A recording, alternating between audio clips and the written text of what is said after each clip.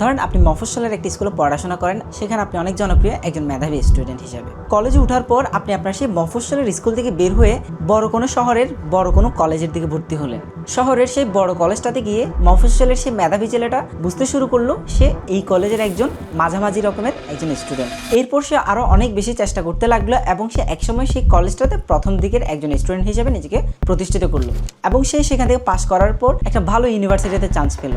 একটু খেয়াল করলে দেখবেন মফস্বলের সেই মেধাবী ছেলেটা একটা বিশাল বড় লম্বা জার্নির মাধ্যমে অনেক বেশি নিজেকে আপগ্রেড করার পরেও পাবলিক ইউনিভার্সিটিতে সে নিজেকে একজন মধ্যম মানের স্টুডেন্ট হিসাবে আবিষ্কার করলো। কিন্তু এর মানে মোটেই এমন না যে সেই মফস্বলের মেধাবী ছাত্র এখন অ্যাভারেজ স্টুডেন্ট হয়ে গিয়েছে। আপনি যে সেই মফস্বলের একজন মেধাবী স্টুডেন্ট ছিলেন, আপনাকে কারা জাজ করতো, আপনার চারপাশে কারা ছিল, এগুলোর উপর ভিত্তি করে আপনি মেধাবী নাকি মেধাবী না সেটা জাজ করা হতো। আবার আপনি যখন দেশের সেরা একটা পাবলিক ইউনিভার্সিটিতে আছেন, সেখানে আপনাকে জাজ করা হচ্ছে আপনার আশেপাশে থাকা দেশের সবচেয়ে মেধাবী স্টুডেন্টদের সাথে কম্পেয়ার করে।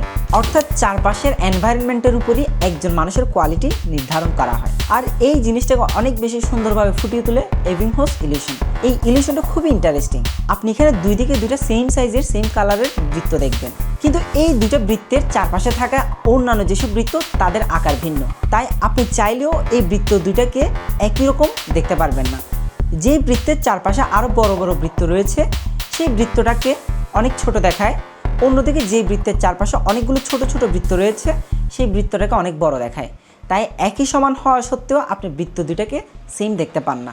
আর এই ইলিউশনটা একেবারে খাপ খেয়ে যায় আমাদের সেই মফস্বলের মেধাবী এবং একজন পাবলিকের অ্যাভারেজ স্টুডেন্টের মধ্যে যে কম্পেয়ারটা হয় সেই কম্পেয়ারটার মধ্যেও। আপনি এইভাবে চারপাশে যত ধরনের জাজমেন্ট করেন বা চিন্তাভাবনা করেন সেসব ক্ষেত্রে দেখবেন এবিংহোস ইলিউশনের একটা ইফেক্ট রয়েছে। আজকের এই ভিডিওটা যদি ভালো লাগে এবং এই ধরনের ভিডিও যদি আপনি আরও দেখতে চান, তাহলে আমার চ্যানেলটা সাবস্ক্রাইব করে রাখতে পারেন, লাইক দিতে পারেন এবং বন্ধুদের মধ্যেও এই ইফেক্টটা শেয়ার করে দিতে পারেন।